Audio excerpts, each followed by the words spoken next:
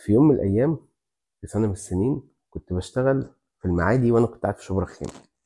وكنت بركب مترو من شبرا الخيمة لحد المعادي كل يوم، ساعة الصبح وساعة بالليل. فقلت أحفظ قرآن. فأنا كنت بحب سورة يوسف من مسير الراشد، من كتر ما أنا سمعتها له حفظتها. وبحكم إن أنا كل جمعة بقرأ سورة الكهف فبرضه كنت حافظها.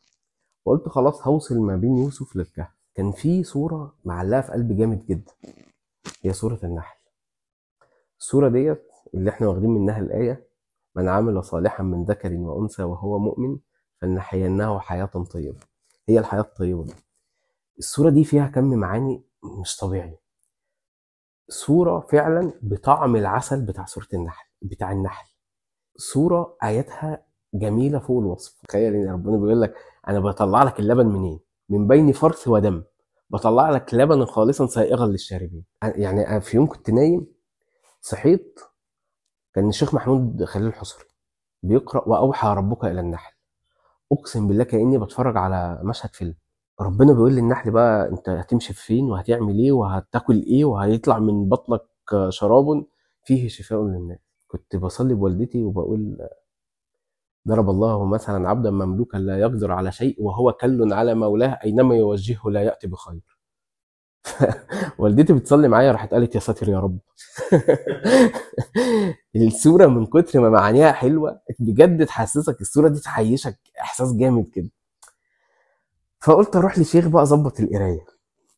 فقال لي: انت حافظ ايه؟ قلت له: حافظ من يوسف للكهف. راح سالني سؤال عجيب قوي، قال لي: انت حافظ النحل؟